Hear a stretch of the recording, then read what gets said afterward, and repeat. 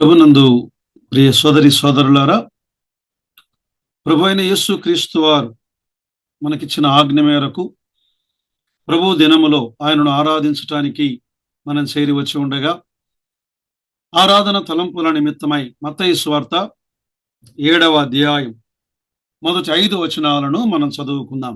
మత్తయి సువార్త 7వ అధ్యాయం మొదటి 5 వచనాలు. మీరు తీర్పు తీర్చకుడి, అప్పుడు మిమ్మును గూర్చి తీర్పు తీర్చబడదు. మీరు తీర్చు తీర్పు చొప్పుననే మిమ్మును గూర్చియు తీర్పు తీర్చబడును. మీరు కొలత చొప్పుననే మీకును కొలవబడును. నీ కంటిలోనున్న దూలమునెంచక నీ సహోదరుని కంటిలోనున్న నలుసును చూచుట ఎలా? నీ కంటిలో దూలముండగా నీవు నీ సహోదరుని చూచి నీ కంటిలోనున్న నలుసును తీసివేయనిమ్మని చెప్పనేలా? వేషధారి, మొదట నీ కంటిలోనున్న దూలమును తీసివేసుకునుము, అప్పుడు నీ సహోదరుని కంటిలోనున్న నలుసును తీసివేయుటకు నీకు తేటగా కనబడును. ప్రియులారా, మత్తయి సువార్తలో నుండి మరి 6 అధ్యాయాలు ఒక్కొక్క భాగములో నుండి ఆరాధన తలంపులు వింటూ ఉన్నాం. 7వ అధ్యాయములో ఒక తలంపును మనం చూడగలుగుతున్నాం. మన ప్రభువు ఇక్కడ ఎలా కనబడుతున్నాడంటే, ఆయన తీర్పు తీర్చు దేవుడు. మీరు తీర్పు తీర్చకుడి అన్నాడు. అప్పుడు మిమ్మును గూర్చి తీర్పు తీర్చబడదు. ఆయన తీర్పు తీర్చువాడు, నీతి గల న్యాయాధిపతి అయిన ప్రభు అయిన యేసు క్రీస్తు వారు. అబ్రహాము సొదొమ గొమొర్ర పట్టణముల కొరకై దేవుని సన్నిధిలో ఆయన బ్రతిమలాడుతూ ఉన్నప్పుడు ఇలా ప్రార్థన చేశాడు. ఆదికాండం 18వ అధ్యాయం 24, 25, 26 వచనాలు. ఆ పట్టణములో ఒకవేళ 10 మంది నీతిమంతులుండిన ఎడల దానిలోనున్న 10 మంది నీతిమంతుల నిమిత్తము ఆ స్థలమును నాశనము చేయక కాయవా? ఆ చొప్పున చేసి దుష్టులతో కూడా నీతిమంతులను చంపుట నీకు దూరమవునుగాక. నీతిమంతుని దుష్టునితో సమానముగా ఎంచుట నీకు దూరమవునుగాక.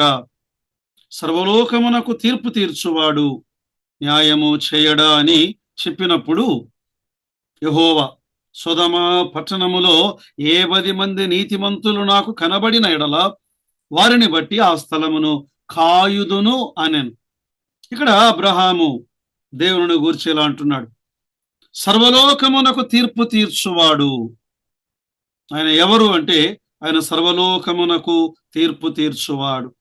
ప్రియుల, ఇందులో కొన్ని విభాగాలుగా ఈ తలంపులను ఆలోచన చేద్దాం.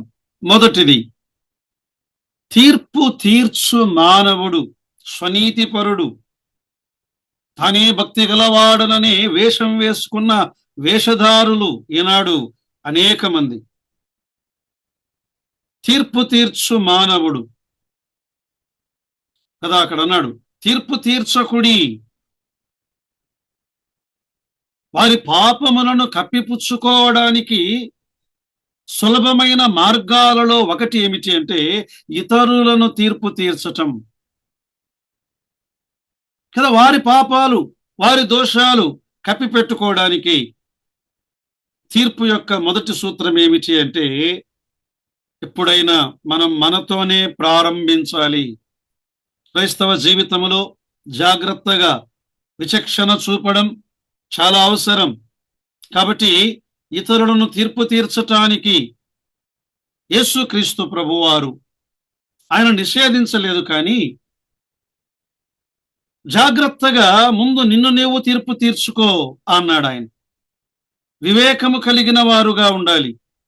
ఫిలిప్పీ పత్రిక 1వ అధ్యాయం 9, 10, 11 వచనాలు.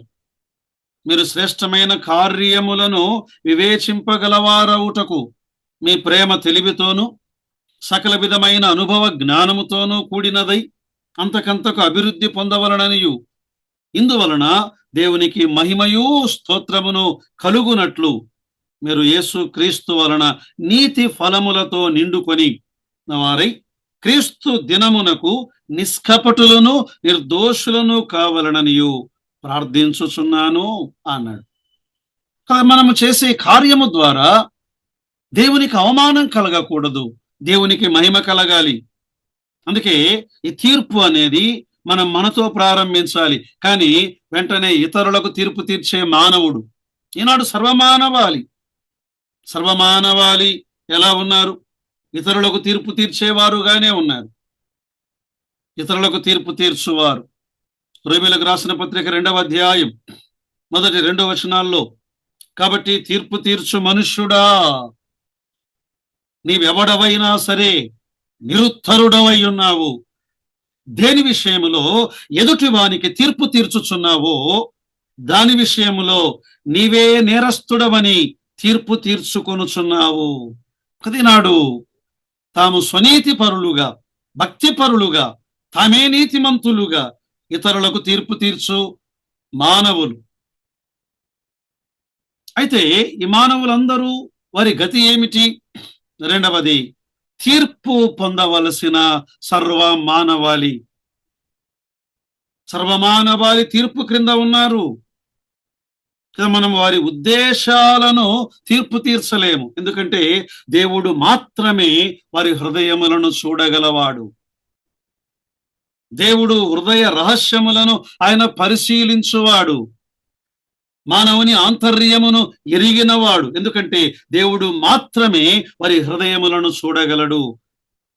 వారి హృదయ తలంపుల నిమిత్తమై వారికి ప్రతిఫలమును ఆయన ఇవ్వగలడు. రోమాపత్రిక 2:16లో పౌలు ఇలా అన్నాడు, దేవుడు నా స్వార్థ ప్రకారము యేసు క్రీస్తు ద్వారా మనుషుల రహస్యములను విమర్శించు దినమందు ఇలాగు జరుగును. నీ జీవితములో చేసిన ప్రతి రహస్యమునకు దేవుడు తీర్పు తీర్చువాడు. జ్ఞాపకం ఉంచుకో. ఆయన సర్వలోకమునకు, సర్వమానవాళికి ఆయన తీర్పు తీర్చువాడు. కీర్తనలు 98వ కీర్తన వచనము 9లో, భూమికి తీర్పు తీర్చుటకై నీతిని బట్టి, లోకమునకు తీర్పు తీర్చుటకై న్యాయమును బట్టి, జనములకు తీర్పు తీర్చుటకై యెహోవా వేంచేసి ఉన్నాడు. ఆయన సర్వమానవాళిని తీర్పు తీర్చేవాడు. నీవు నేను మనందరం దోషులం, మనమెవరు నిర్దోషులము కాదు. ప్రియులారా, ఒకరోజు సర్వమానవాళి మహాధవల సింహాసనం ముందు నిలవబడాలి. ఆ రోజు తీర్పున్నది. ప్రకటన గ్రంథం 20వ అధ్యాయం 11-15 వచనాలు. కదా, ఆ రోజు ఏం జరుగుతుందట? ధవలమైన మహాసింహాసనము, దాని యందు ఆసీనుడయ్యున్న ఒకనిని చూచితిని. భూమి ఆకాశములైన సముఖము నుండి పారిపోయెను, వాటికి నిలువు చోట కనబడకపోయెను. గొప్పవారేమి కొద్దివారేమి మృతులైన వారందరూ ఆ సింహాసనం ఎదుట నిలువబడినుట చూచితిని. అప్పుడు గ్రంథములు విప్పబడెను. ఎవని పేరైనను జీవ గ్రంథమందు వ్రాయబడని ఎడల వాడు అగ్నిగుండములో పడవేయబడును అని వ్రాయబడి ఉన్నది. సర్వమానవాళి మనమందరము తీర్పులో ఉండవలసిన వారం. మూడవది, మనందరి నిమిత్తమై, సర్వమానవాళి నిమిత్తమై అన్యాయపు తీర్పు పొందిన ప్రభు అయిన యేసు క్రీస్తు. పిల్లరా, పాపమును బట్టి, అపరాధమును బట్టి నీవు నేను తీర్పులో నిలవలసిన వారం. అయితే యేసుక్రీస్తు ప్రభువారు సర్వమానవాళికి బదులుగా, కేవలం ఇప్పుడు నమ్మిన వారి కొరకు మాత్రమే కాదు, సర్వమానవాళికి బదులుగా ఆయన తీర్పులో నిలవబడ్డాడు. యెషయా గ్రంథం 53వ అధ్యాయం 6వ వచనములో ఏమని ఉంది? మనమందరము గొర్రెల వలె త్రోవ తప్పితిమి, మనలో ప్రతివాడును తనకిష్టమైన త్రోవకు తొలిగెను. మనం ఎలాంటి వారం అంటే త్రోవ తప్పిన వారం. మన స్వనీతినే భక్తి అనుకున్న వారం, ఎదుటి వారికి తీర్పు తీర్చేవారము. అయితే మనందరి దోషము ఆయన మీద మోపబడెను. యెషయా గ్రంథం 53వ అధ్యాయం 4వ వచనం, నిశ్చయముగా ఆయన మన రోగములను భరించెను, మన వ్యసనములను వహించెను. ఆయన మొత్తబడిన వానిగా, దేవుని వలన బాధింపబడిన వానిగా, శ్రమ నొందిన వానిగా మనం ఆయనను చూచితిమి. 5వ వచనం, మన సమాధానార్థమైన శిక్ష అతని మీద పడెను. యేసుక్రీస్తు ప్రభువారు సర్వమానవాళి నిమిత్తమై తీర్పులో ఆయన నిలువబడ్డాడు. ప్రియులారా, యేసుక్రీస్తు ప్రభువారు ఆయన ఏ నేరము చేయనివాడు, ఆయన ఏ దోషము లేనివాడు, ఆయన నోట కపటము లేదు, ఆయన జీవితములో పాపము లేదు. హెరోదు ఎదుట దోషిగా నిలువబడ్డాడు. ప్రధాన యాజకులైన కయప అన్న ఎదుట దోషిగా నిలువబడ్డాడు. ఆనాటి గవర్నర్ పిలాతు ఎదుట దోషిగా నిలువబడ్డాడు. మత్తయి సువార్త 27వ అధ్యాయం 12, 13, 14 వచనాల్లో ప్రధాన యాజకులను పెద్దలను ఆయన మీద నేరము మోపినప్పుడు, అన్యాయమైన నేరములు మోపారు. ఆయన ప్రత్యుత్తరమేమీ ఇయ్యలేదు. పిలాతు, నీ మీద వీరెన్ని నేరములు మోపుచున్నారో నీవు వినలేదా? అయితే ఆయన ఒక్క మాటైనను ప్రత్యుత్తరం ఇయ్యలేదు. ప్రియులారా, పిలాతు భార్య రాత్రి కలలో, ఇదిగో అతనికి నీవు తీర్పు తీర్చవద్దు, అతడు నిర్దోషి అని చెప్పింది. పిలాతు పరీక్షించినప్పుడు ఈయన యందు ఏ నేరము నాకు కనబడలేదు అన్నాడు. యేసుక్రీస్తు ప్రభువారు ఏ నేరము చేయలేదు, కానీ నేరస్తుల మధ్య ఆయన వ్రేలాడాడు. ఇద్దరు నేరస్తులు సర్వమానవాళికి ప్రతినిధులుగా ఉన్నారు. సర్వమానవాళి మధ్యలో ఆయన నేరస్తుడుగా నీ శిక్షను నా శిక్షను ఆయన భరించాడు. కొరడా దెబ్బలు మాత్రమే కాదు, శిలువ రాను మీద వ్రేలాడుట మాత్రమే కాదు, ఆయన తండ్రి అయిన దేవుడు సర్వమానవాళికి రావలసిన ఉగ్రతను తన కుమారుని మీద మోపగా మన నిమిత్తమై ఆయన శాపగ్రాహి ఆయను. ఎందుకు ఆయన మరణించాడు? పేతురు మొదటి పత్రిక 3వ అధ్యాయం 18, 19 వచనాల్లో మనలను దేవుని యొద్దకు తెచ్చుటకు, మనలను దేవుని యొద్దకు తెచ్చుటకు అనీతిమంతుల కొరకు నీతిమంతుడైన క్రీస్తు శరీర విషయములో చంపబడి ఆత్మ విషయములో బ్రతికింపబడి పాపముల విషయములో ఒక్కసారి శ్రమ పడెను. యేసుక్రీస్తు ప్రభువారు సర్వ మానవాళికి రావలసిన ఆ తీర్పంతటిని ఆయన తన మీద వేసుకున్నాడు.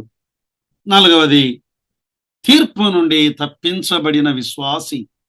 పిల్లరినాడు నీవు నేను యేసుక్రీస్తు ప్రభువును అంగీకరించగా, విశ్వసించగా మనం ఈనాడు తీర్పు నుండి తప్పించబడ్డాము.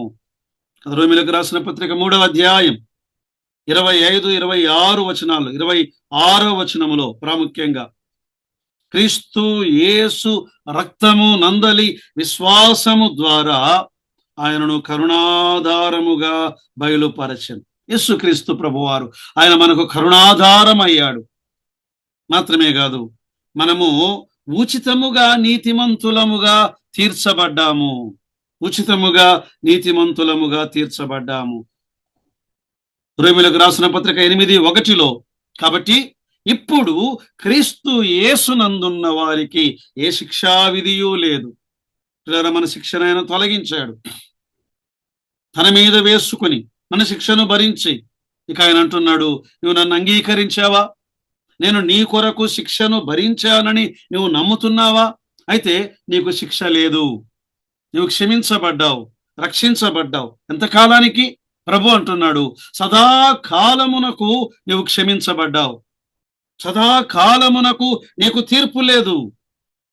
రోమాపత్రిక 5వ అధ్యాయం 1వ వచనములో కాబట్టి విశ్వాస మూలమున మనము నీతిమంతులముగా తీర్చబడి మన ప్రభు అయిన యేసుక్రీస్తు ద్వారా దేవునితో సమాధానము కలిగి ఉన్నాము. 10వ వచనం అక్కడ 5వ అధ్యాయం, ఏలైనగా శత్రువులమై ఉండగా ఆయన కుమారుని మరణము ద్వారా మనము దేవునితో సమాధానపరచబడిన ఎడల సమాధానపరచబడిన వారమై ఆయన జీవించుట చేత మరి నిశ్చయముగా రక్షించబడదు. పిల్లల యుగ యుగాలకు మనము తీర్పు నుండి తప్పించబడ్డాం. ప్రియ సోదరి సోదరులారా, పాపమును బట్టి శాపమును బట్టి శిక్షకు తీర్పుకు పాత్రులమై ఉంటిమి. ఒకప్పుడు ప్రియులారా, ఈనాడు నీవు నేను శిక్ష నుండి విడిపించుటకు మన నిమిత్తమై యేసు క్రీస్తు ప్రభువారు ఆ శిక్షను, ఆ శాపమును, ఆ తీర్పును తనపై వేసుకున్నాడు. ఈనాడు మన పాపములను బట్టి మనకు వచ్చే శిక్ష రద్దు చేయబడినది. రాబోయే అగ్నిగుండము అనే నిత్య శిక్ష, నిత్యాగ్ని, అది ఎత్తివేయబడినది. ప్రియులారా, ఇట్టి మేలులు చేసిన దేవునిని మనం ఏమని ఆరాధించగలం? దేవా, నా శిక్షను తప్పించావు, నన్ను రక్షించావు. దేవా, నీకు నా స్తోత్రములు, నా హృదయపూర్వకమైన వందనములు అని ఆత్మతో సత్యముతో ఆయనను ఆరాధించటానికి పరిశుద్ధాత్మ దేవుడు మనకు కృపను సహాయమును దయచేయునుగాక. ఆమేన్.